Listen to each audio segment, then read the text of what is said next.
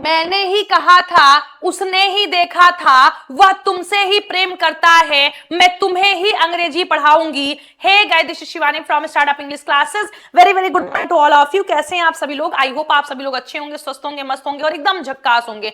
सो दोस्तों, इन सारे सेंटेंसेस में एक वर्ड कॉमन है, ही। अब इसके लिए इंग्लिश में हम क्या यूज करते हैं? मैं तुमसे ही प्रेम करती हूं, मैं तुमसे ही प्रेम करती हूं, उसने चोरी ही की है। तो यहां पर इन सारे वर्ड्स में ही कॉमन है। तो ऐसे सेंटेंसेस को हम इंग्लिश में कैसे ट्रांसलेट करेंगे?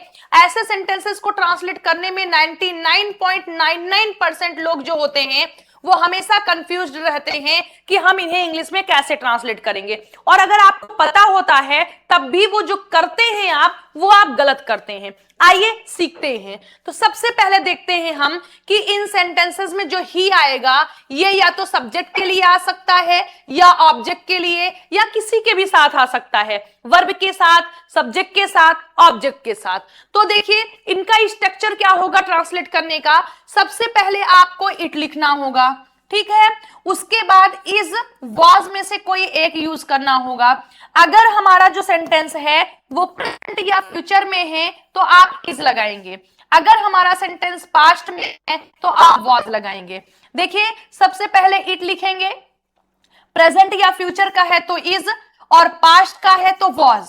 उसके बाद जो हमारे सेंटेंस में होगा मैं ही, तुम ही, तो उसका हमेशा आपको नॉमिनेटिव केस लिखना होगा। नॉमिनेटिव केस बोले तो सब्जेक्टिव केस, नॉमिनेटिव केस बोले तो सब्जेक्टिव केस हमें लिखना होगा। आप क्या करते हैं, यहां पर गलती कर देते हैं, आप बोलते हैं इट इज मी। ये आपका 100% गलत है। क्या होगा? It is I. कौन सा केस आएगा? नॉमिनेटिव केस आएगा। बात समझ में आई?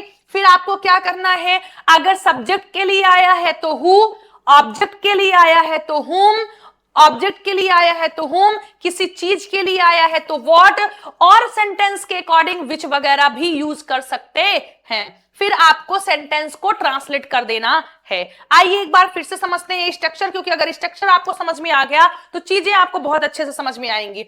सबसे पहले इट लिखना है, प्रेजेंट या फ्यूचर का है तो इज, पास्ट का है तो वॉज। उसके बाद नॉमिनेटिव केस का मतलब सब्जेक्टिव केस लिखना है। हु सब्जेक्ट है तो हु, ऑब्जेक्ट है तो हुम, कोई चीज है तो व्हाट, प्लस अदर वर्ड्स कर देना है। अब ये स्ट्रक्चर आपको और अच्छे से समझ में आएगा कब? जब आप इन्हें सेंटेंसेस में देखेंगे तब। आइए देखते हैं। जैसे इंपॉर्टेंट सबसे क्या है, इट इज आई आपका करेक्ट होगा। अगर आप इट इज मी बोलते हैं तो ये आपका रॉन्ग होगा। इट वॉज सी होगा। अगर आप बोलते हैं इट वॉज ही तो सेंटेंस इनकरेक्ट होगा। इट इज ही करेक्ट होगा, इट इज हिम आपका करेक्ट नहीं होगा। ठीक है, आई होप आपको समझ में आया होगा। अब आते हैं हम लोग अपने ट्रांसलेशन पर।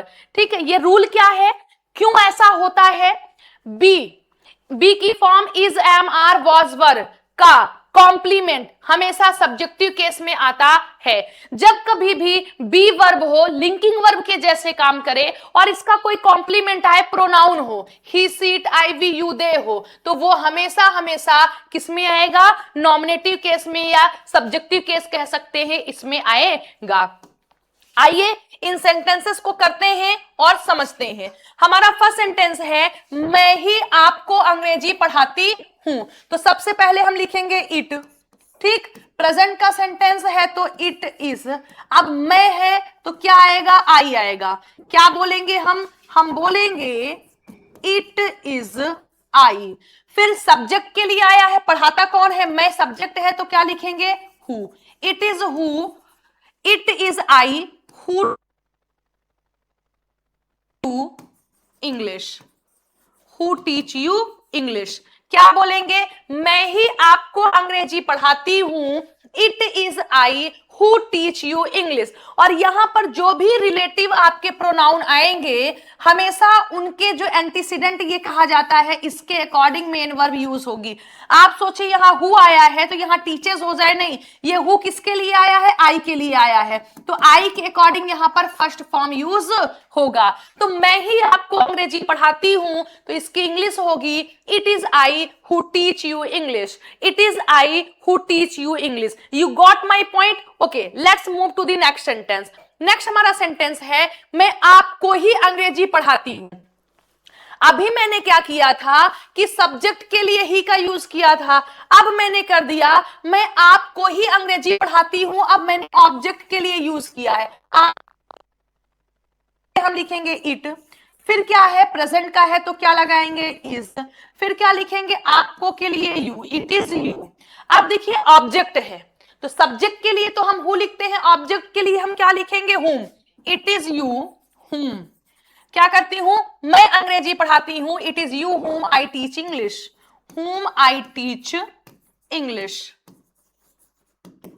क्लियर, क्या हो जाएगा इट इज यू हुम आई टीच इंग्लिश। यहां पर यू नहीं होगा क्यों, क्योंकि सॉरी हु नहीं होगा क्यों, क्योंकि हु तब होता जब ये सब्जेक्ट होता तो यू क्या है ऑब्जेक्ट है, इसलिए ऑब्जेक्ट के लिए हम हुम का यूज करते हैं। आइए नेक्स्ट देखते हैं। अब मैंने थोड़ी सी चेंजेस कर दी, मैं आपको अंग्रेजी ही पढ़ाती हूं। अब मैंने बोल दिया मैं आपको अंग्रेजी ही पढ़ाती हूं और कोई सब्जेक्ट नहीं पढ़ाते, इंग्लिश ही पढ़ाते हैं, तो हम क्या बोलेंगे, सबसे पहले मैंने आपको बताया कि आपको इट का यूज करना है, फिर प्रेजेंट का है इज करना है, किसके लिए आया है इंग्लिश के लिए, तो हम बोलेंगे it is English, it is English.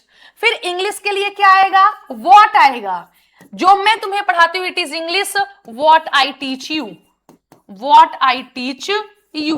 तो आपने देखा कैसे मैंने एक सेंटेंस में ही का प्लेस चेंज करके सेंटेंस की मीनिंग चेंज कर दी। हमारा फर्स्ट था मैं ही आपको अंग्रेजी पढ़ाती हूं, it is I who teach you English, it is I who teach you English.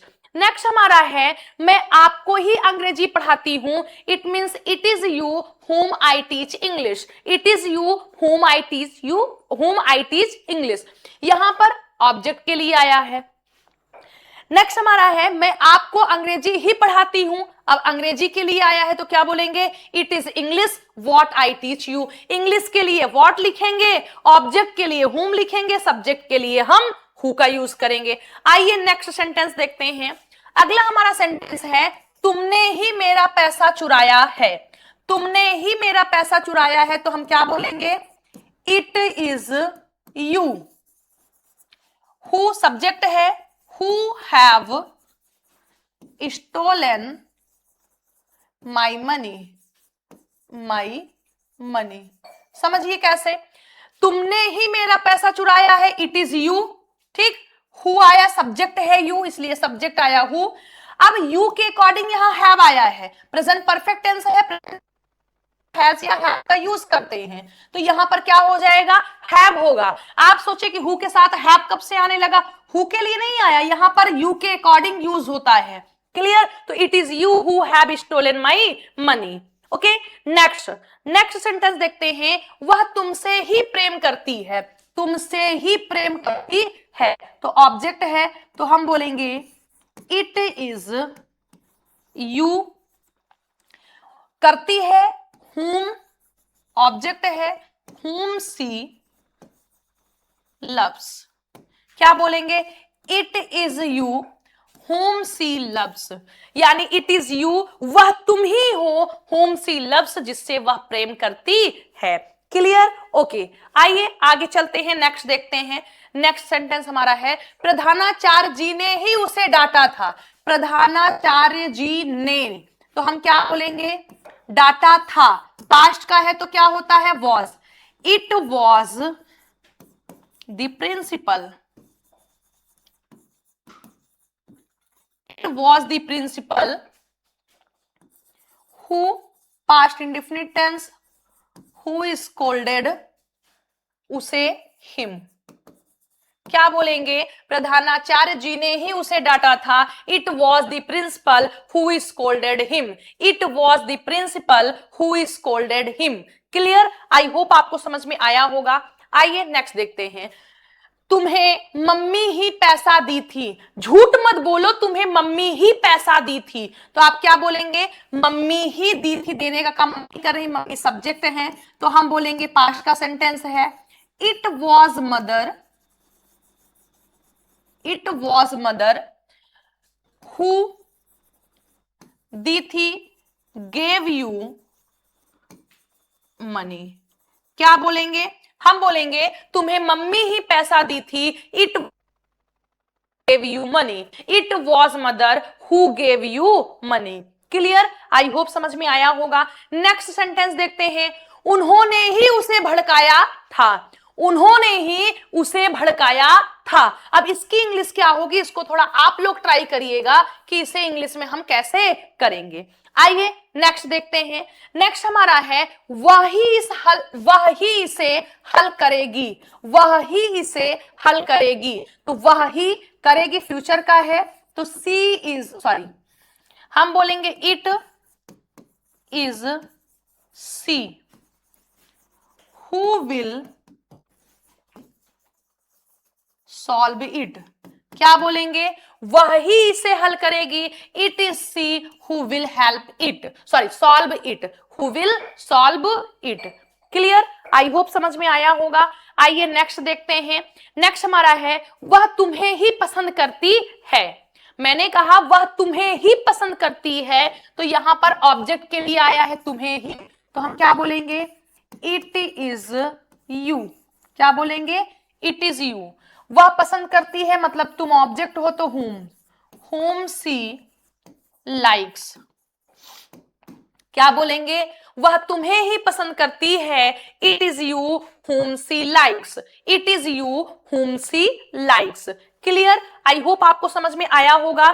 सो दोस्तों, अगर ऐसी ही क्लासेस आपको और चाहिए तो कमेंट बॉक्स में लिखिए दिल मांगे मोर। और अगर क्लास समझ में आई है तो प्लीज वीडियो को शेयर कर दीजिएगा, और इतना शेयर करिएगा कि हर गली मोहल्ले तक ये वीडियो पहुंच जाए, और वो बच्चे जिनका सपना है फ्री में इंग्लिश सीखने का, जिनके पास देने के लिए पैसा नहीं है, उन तक भी हम पहुंच जाएं। तो चलिए मिलते हैं नेक्स्ट क्लास में। Till then bye, take care. आप सभी लोग खुश रहिएगा, स्वस्थ रहिएगा, मस्त रहिएगा। Thank you very much.